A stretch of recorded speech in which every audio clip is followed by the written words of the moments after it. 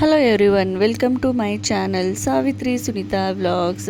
ಎಲ್ಲರೂ ಹೆಂಗದಿರಿ? ಎಲ್ಲರೂ ಆರಾಮದಿರಿ ಅನ್ಕೋತೀನಿ. ನಾವು ಕೂಡ ಆರಾಮದೀವಿ.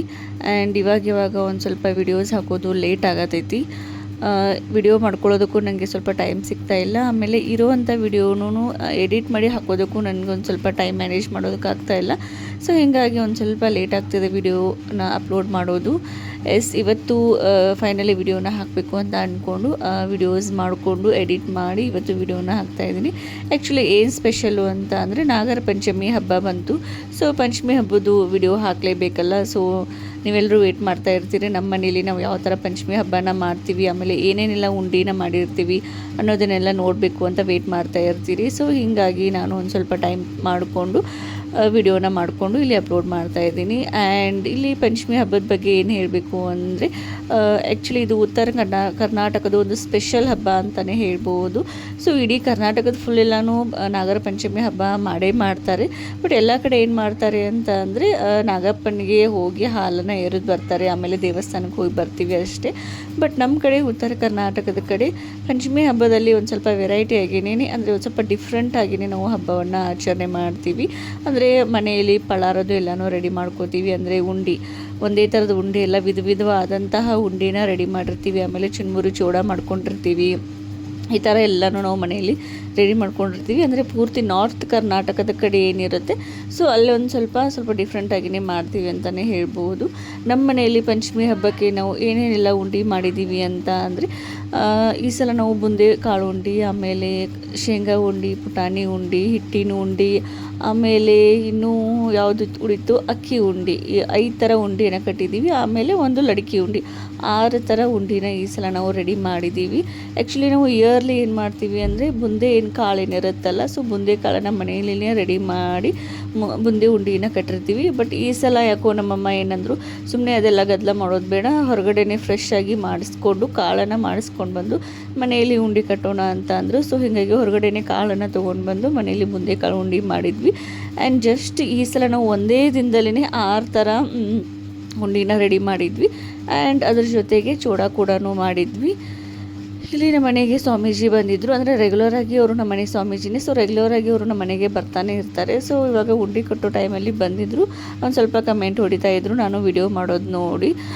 ಫುಲ್ ಎಲ್ಲ ಪೂರ್ತಿ ಎಲ್ಲ ಎಕ್ಸ್ಪ್ಲನೇಷನ್ ಮಾಡ್ಬೇಕು ನೀವು ಹಾಗೆ ಹೀಗೆ ಅಂತ ಹೇಳಿ. ಸೊ ನಾವು ಹೇಳ್ತಾ ಇದ್ದೆ, ನೀವೇ ಈ ಸಲ ವಿಡಿಯೋ ಮಾಡಿ ಎಕ್ಸ್ಪ್ಲೇನ್ ಮಾಡಿರಿ ಅಂತ ಹೇಳಿ. ಸೊ ಅವರು ಹೇಳಿದರು ಈ ಥರ ನಾವು ಹಬ್ಬ ಮಾಡ್ತೀವಿ ಅಂತ ಹೇಳಿ ಒಂದು ಸ್ವಲ್ಪನೇ ಹೇಳಿದರು.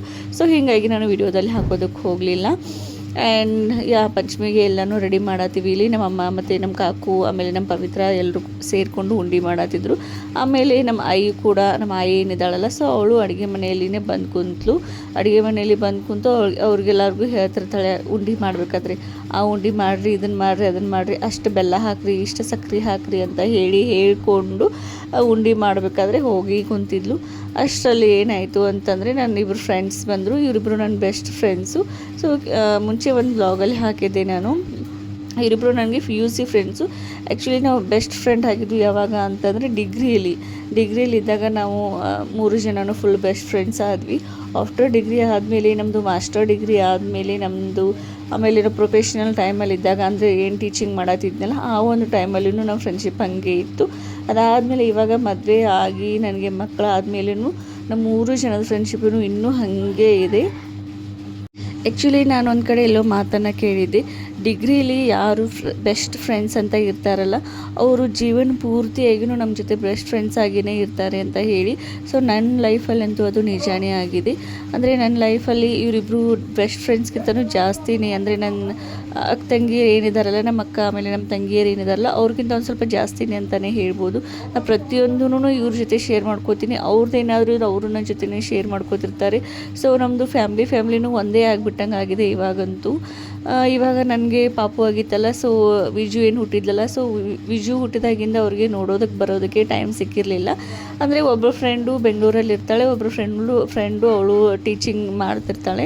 ಸೊ ಹೀಗಾಗಿ ಇಬ್ಬರು ಸ್ವಲ್ಪ ಬ್ಯುಸಿ ಶೆಡ್ಯೂಲಲ್ಲೇ ಇದ್ದರು. ಒಬ್ಬರು ಫ್ರೀ ಇದ್ದಾಗ ಇನ್ನೊಬ್ಬರು ಫ್ರೀ ಇರ್ತಾ ಇರಲಿಲ್ಲ. ಬಟ್ ಇವಾಗ ಹಬ್ಬದ ಟೈಮಲ್ಲ, ಸೊ ಹಬ್ಬದ ಟೈಮಲ್ಲಿ ಇಬ್ಬರಿಗೂ ಸೇರಿನೇ ಒಂದು ಸ್ವಲ್ಪ ಲೀವ್ ಇತ್ತು. ಸೊ ಹೀಗಾಗಿ ಇಬ್ಬರು ಸೇರಿಕೊಂಡೇ ಬಂದರು.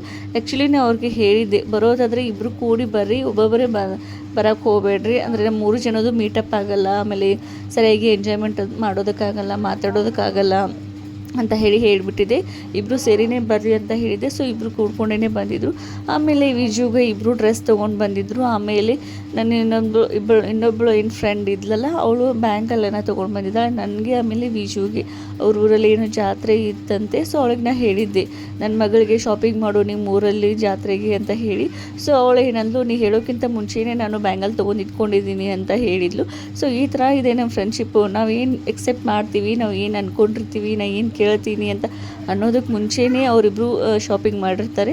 ಆಮೇಲೆ ನಂದು ಹಾಗೆ ಅವರು ಏನು ಅನ್ಕೋಬೇಕು, ಏನು ಮಾತಾಡಬೇಕು ಅಂತ ಅಂದ್ಕೊಂಡಿರ್ತಾರಲ್ಲ, ಸೊ ಅವ್ರಿಗಿಂತ ಮುಂಚೆನೇ ನಾನು ಅವ್ರಿಗೆ ಹೇಳಿಬಿಟ್ಟಿರ್ತೀನಿ. ಆ್ಯಂಡ್ ಇಲ್ಲಿ ನನ್ನ ಮಗಳು ಫುಲ್ ಮಾತು ಹೇಳತ್ತಳು ಚಿಕ್ಕಿಗೆ, ಇವಳು ಸುನಂದ ಚಿಕ್ಕಿ. ಸೊ ಸುನಂದ ಚಿಕ್ಕಿಗೆ ಫುಲ್ ಮಾತು ಹೇಳತ್ತಳು. ಆಮೇಲೆ ಬೈತಾ ಇದ್ಲು, ನೀ ಹುಡುಗಿ ಜೊತೆ ಏನೂ ಮಾತಾಡೋದೇ ಇಲ್ಲ ಡೈಲಿ. ಸೊ ಹೀಗಾಗಿ ಅವಳು ಫುಲ್ ಖುಷಿಯಾಗಿ ನನ್ನ ನೋಡಿ ಫುಲ್ ಖುಷಿಯಾಗಿ ಮಾತು ಹೇಳತ್ತಾಳು ನೋಡು ಅಂತ ಹೇಳಿ. ಆ್ಯಂಡ್ ಇದೇ ಟೈಮಲ್ಲಿನೂ ನಮ್ಮ ಆಯಿ ಕೂಡ ಬಂದು ಕುಂತಲು ಒಳಗಡೆ. ನಮ್ಮ ಆಯಿಗಂತೂ ಇವರಿಬ್ಬರು ಅಂದರೆ ಫುಲ್ ಖುಷಿ, ಎಲ್ಲೆಲ್ಲದ ಪ್ರೀತಿ. ನಮ್ಮ ಸ್ವಂತ ಮೊಮ್ಮಕ್ಕಳಿಗಿಂತಲೂ ಅವರಿಬ್ಬರ ಮೇಲೆ ಫುಲ್ ಪ್ರೀತಿ ಇದ್ದಾಳೆ ನಮ್ಮ ಆಯಿ. ಸೊ ಅವರಿಬ್ಬರು ಬರೋದಷ್ಟೇ ತಡ ಅವಳು ಒಂದು ಚೇರ್ ತೊಗೊಂಡ್ಬಂದು ಒಳಗಡೆ ಕುಂತ್ಬಿಟ್ಲು. ಅದೇನೇನೋ ಸ್ಟೋರಿ ಹೇಳಿದ್ಲು ಅವರಿಬ್ಬರು ಮುಂದೆ. ಅವಳು ಒಂದು ತನ್ನ ಏಜಲ್ಲಿ ಹೆಂಗಿತ್ತು, ತನ್ನ ಸಣ್ಣ ವಯಸ್ಸಲ್ಲಿ ಹೆಂಗಿತ್ತು, ಆಮೇಲೆ ಫುಲ್ ಹರೆ ಇದ್ದಾಗ ಹೆಂಗಿದ್ಲು, ಫುಲ್ ಏಜಲ್ಲಿದ್ದಾಗ ಗಟ್ಟಿಮುಟ್ಟಾಗಿದ್ದಾಗ ಹೆಂಗಿದ್ಲು, ಹೆಂಗೆ ದುಡಿತಿದ್ಲು, ಹೆಂಗೆ ಇದೆಲ್ಲ ಆಸ್ತಿ ಮಾಡಿದ್ಲು, ಇನ್ನೆಲ್ಲ ಏನೇನೋ ಅವ್ರ ತಲೆ ತಿನ್ನತ್ತಿದ್ಲು. ಫುಲ್ಲು ಏನೇನೋ ಹೇಳಿದ್ಲು. ಒಂದು ½ ಮೇಲೆ ಅವ್ರಿಗೆ ಮಾತು ಹೇಳಿದ್ದಾಳೆ.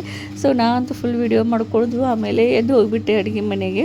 ಹೆಂಗಾದ್ರು ಅಡುಗೆ ಮನೇಲಿ ಉಂಡಿ ಮಾಡತ್ತಿದ್ರಲ್ಲ, ಸೊ ಹೀಗಾಗಿ ಅವ್ರ ಜೊತೆನ ಹೋಗಿಬಿಟ್ಟೆ, ಆಯಿ ಮಾತು ಹೇಳತ್ತಾಳು ಅಂತ ಹೇಳಿ. ಆಮೇಲೆ ಇಲ್ಲಿ ವಿಜು ಮತ್ತು ಗೌರಿ ಆಮೇಲೆ ಸುನಂದ 3 ಜನ ಫುಲ್ ಮಾತು ಹೇಳತ್ತಾರೆ ಇಲ್ಲಿ. ನನ್ನ ಮಗಳಿಗಂತೂ ಫುಲ್ ಖುಷಿ, ಅವ್ರ ಚಿಕ್ಕಿ ಜೊತೆ ಫುಲ್ ಮಾತು ಹೇಳತ್ತಿದ್ಲು. ಆ್ಯಂಡ್ ಇವತ್ತು ನಮ್ಮ ಮನೆಗೆ ನಮ್ಮ ಅತ್ತೆ ಕೂಡ ಬಂದಿದ್ದರು.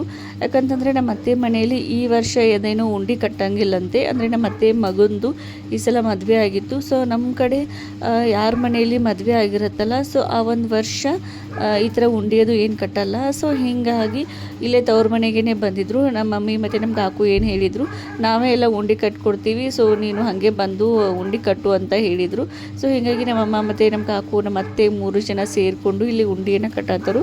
ಅಂದರೆ ನಮ್ಮ ಅತ್ತೆಗೂ ಒಂದು ಸ್ವಲ್ಪ ಬೇಕು ಕಟ್ಕೊಂಡು ಹೋಗೋದಕ್ಕೆ, ಆಮೇಲೆ ನಮಗೂ ಒಂದು ಸ್ವಲ್ಪ ಬೇಕು. ಸೊ ಹೀಗಾಗಿ ಫುಲ್ಲು ಉಂಡೆ ಮಾಡೋದ್ರಲ್ಲೇ ಇದ್ದರು. ಏನಿಲ್ಲ ಅಂತಂದರೂ ಈ ಸಲ ಒಂದು 500 or 600 ಮೇಲೇ ಉಂಡೆ ಕಟ್ಟಿದ್ದಾರೆ. ಇಲ್ಲ ಜಾಸ್ತಿನೇ ಆಗಿರ್ಬೋದು, ಒಂದು 700 or 800 ತನಕ ಆಗಿರ್ಬೋದು. 6 ಥರ ಉಂಡೆ ಅಂತಂದರೆ ಏನು ಸಾಮಾನ್ಯ ಅಲ್ಲ, ಎಲ್ಲನೂ ಒಂದು 100 ಮೇಲೇ ಉಂಡೆ ಕಟ್ಟಿದ್ರು. ಸೊ ಈ ಒಂದು ಬಾಕ್ಸೆಲ್ಲ ಏನು ತೆಗಿತೀನಿ ಗೊತ್ತಿಲ್ಲ ನನಗೂ. ಮೇ ಬಿ ನಮ್ಮಮ್ಮ ಇದು ಹಿಟ್ಟಿನ ಉಂಡೆ ಕಟ್ಟಿದ್ರು. ಸೊ ಅದೇ ನೋಡ್ತಾ ಇದ್ದೆ ಯಾವ ಥರ ಮಾಡಿದ್ದಾರೆ ಅಂತ ಹೇಳಿ. ಹಿಟ್ಟಿನ ಉಂಡೆ, ಆಮೇಲೆ ಇದೊಂದು ಸೋನ್ ಪಾಪಡಿ, ಆಮೇಲೆ ಇದು ಅಕ್ಕಿ ಉಂಡೆ. ನಮ್ಮ ಅತ್ತೆ ಮಗನಿಗೇನು ಅಕ್ಕಿ ಉಂಡೆ ಅಂದರೆ ಇಷ್ಟ ಅಂತೆ. ಸೊ ಹೀಗಾಗಿ ನಮ್ಮಮ್ಮ ಅಕ್ಕಿ ಉಂಡೆ ಮಾಡಿ ಕಟ್ಟಿದ್ರು ಅವನ ಸಲುವಾಗಿ. ಇಲ್ಲಿ ಬುಂದಿ ಉಂಡೆ ಕಟ್ಟೋದ್ರಲ್ಲಿ ಫುಲ್ ಬ್ಯುಸಿ ಆಗಿಬಿಟ್ಟಿದ್ದಾರೆ. ಆ್ಯಂಡ್ ಇಲ್ಲಿ ವಿಜು ಹೆಂಗೆ ಮಾತು ಹೇಳತ್ತಾಳೆ ನೋಡ್ರಿ ನನ್ನ ಫ್ರೆಂಡ್ ಜೊತೆಗೆ. ಏನೇನೋ ಮಾತು ಹೇಳಿದರು. ನನ್ನ ಮಗಳಂತೂ ಫುಲ್ ಖುಷಿಯಾಗಿದ್ಲು ಅವಳನ್ನು ನೋಡಿ. ಅವ್ರು ನನ್ನಂತೂ ಫುಲ್ ಬೈದೋದ್ರು, ಬರೀ ಬಾಯಿ ಮುಚ್ಕೊಂಡು ಕೂಡಕ್ಕೆ ಹೋಗಬೇಡ ಹುಡುಗಿ ಜೊತೆ, ಫುಲ್ ಅವ್ರ ಜೊತೆ ಮಾತು ಹೇಳುತ್ತಾ ಬಾ, ಅಂದರೆ ಅವಳಿಗೆ ಬೇಗ ಬಾಯಿ ಬರುತ್ತೆ, ಆಮೇಲೆ ಸ್ವಲ್ಪ ಬ್ರೈನ್ ಡೆವಲಪ್ಮೆಂಟ್ ಆಗುತ್ತೆ, ಶಾಣೆ ಆಗ್ತಾವೆ ಹುಡುಗರು, ಅವಾಗ ಮಾತಾಡ್ಸ್ಕೊತ್ಕೊಂಡಿರ್ತ ಬಾ ಅಂತ ಹೇಳಿ ನನ್ನೇ ಬೈತಾಯಿದ್ರು. ನನ್ನ ಮಗಳಿಗಂತೂ ಮಾತಾಡೋರು ಸಿಕ್ಕರೆ ಸಾಕು ಅನ್ನೋ ಥರ ಫುಲ್ ಮಾತು ಹೇಳತ್ತಿದ್ಲು. ನನಗಂತೂ ಅದು ನೋಡಿ ಫುಲ್ ನಗು ಬರತ್ತಿತ್ತು ಅವರಿಬ್ಬರನ್ನು ನೋಡಿ. ಆ್ಯಕ್ಚುಲಿ ನನ್ನ ಫ್ರೆಂಡ್ ಸುನಂದ ಅಂತೂ ಅವಳು ಜೋರು ಮಾತು ಹೇಳ್ತಾಳೆ. ಯಾರಿಗೆ ಮಾತು ಬರಲ್ಲ ಅಂತಂದ್ರೂ ಅವ್ರಿಗೆ ಮಾತು ಕಲಿಸ್ತಾಳೆ ಅವಳು. ಆ ಥರ ನೇಚರ್ ಇದೆ ಅವಳದು. ಸೊ ಹೀಗಾಗಿ ಫುಲ್ ಅವತ್ತೊಂದು ದಿನ ಅಂತೂ ಫುಲ್ ಎಂಜಾಯ್ಮೆಂಟ್ ಮಾಡಿದ್ದು 3 ಜನ. ಆ್ಯಕ್ಚುಲಿ ನಾವು ಅವ್ರಿಗೆ ಹೇಳಿದೆ, ಇಬ್ಬರು ಟೈಮ್ ಮಾಡ್ಕೊಂಡು ಬೆಳಗ್ಗೆನೇ ಬರ್ರಿ ಅಂತ ಹೇಳಿ. ಸೊ ಅವರು ಒಂದು 11 ಗಂಟೆ ಸುಮಾರಿಗೆ ಬಂದಿದ್ದರು. ವಾಪಸ್ ಮನೆಗೆ ಹೋಗೋ ಟೈಮ್ ಅಂತಂದರೆ ಒಂದು 4-4:15 ಟೈಮ್ ಆಯಿತು ಹೋಗಬೇಕಾದ್ರೆ. ಆಮೇಲೆ ಭಾಳ ದಿನ ಆದಮೇಲೆ ಬಂದಿದ್ರಲ್ಲ, ಸೊ ಹೀಗಾಗಿ ನಮ್ಮಮ್ಮ ಅವರಿಬ್ಬರಿಗೂ ಸಾರಿನ ಗಿಫ್ಟ್ ಮಾಡಿದರು. ಸೊ ಅವರು ಏನೇನೋ ಗಿಫ್ಟ್ ತಂದಿದ್ರು, ಸ್ವಲ್ಪ ಕಾಸ್ಟ್ಲಿನೇ ಗಿಫ್ಟ್ ತಂದಿದ್ರು. ಬಟ್ ನಾವು ಅಷ್ಟೇನು ಕಾಸ್ಟ್ಲಿ ಇರೋದಾಗ ಸಾರಿ ಏನು ಕೊಡಲಿಲ್ಲ. ಬಟ್ ಇಬ್ಬರು ಗಂಡನ ಮನೆಯಿಂದ ಬಂದಿದ್ರಲ್ಲ, ಸೊ ಹೀಗಾಗಿ ಹಾಗೆ ಕಳಿಸ್ಬಾರ್ದು ಅಂತ ಹೇಳಿ ಇಬ್ರಿಗೂ ಸಾರಿನ ಗಿಫ್ಟ್ ಮಾಡಿದ್ವಿ. ಆಮೇಲೆ ಇಲ್ಲಿ ಸಾಯಂಕಾಲ ಮನೆಯಲ್ಲಿ ಚೂಡ ಮಾಡತ್ತಾರು ನಮ್ಮಮ್ಮ ಮತ್ತು ನಮ್ಮ ಕಾಕು. ಅದು ಒಂದು ಎಷ್ಟು ಸೇರಿದ್ದು ಚೂಡ ನನಗೂ ಗೊತ್ತಿಲ್ಲ, ಬಟ್ 1-2 ಬುಟ್ಟಿಯಲ್ಲಿ ಹಾಕಿ ಇಲ್ಲಿ ಚೂಡ ಮಾಡತ್ತಿದ್ರು. ಸೊ ನಮ್ಮ ಮನೆ ಪಂಚಮಿ ಹಬ್ಬ ಹೀಗಿತ್ತು. ಆ್ಯಂಡ್ ನಿಮ್ಮ ಮನೇಲಿ ಪಂಚಮಿ ಹಬ್ಬಕ್ಕೆ ಏನೇನೆಲ್ಲ ಉಂಡಿನ ತಯಾರಿಸಿದ್ರಿ ಅನ್ನೋದನ್ನು ನನಗೆ ಕಮೆಂಟ್ ಮಾಡಿ. ಸೊ ನಾಳೆ ನಾವು ನಾಗಪ್ಪಗೆ ಹಾಲನ್ನು ಎರಿಬೇಕು. ಸೊ ಆ ವ್ಲಾಗ್ ಕೂಡ ನಿಮ್ಮ ಜೊತೆಗೆ ಶೇರ್ ಮಾಡ್ಕೋತೀನಿ. ಸೊ ಇದೇ ಥರ ನನ್ನ ಚಾನಲ್ಗೆ ಸಪೋರ್ಟ್ ಮಾಡ್ತಾಯಿರಿ. Keep watching my YouTube channel. So thank you so much.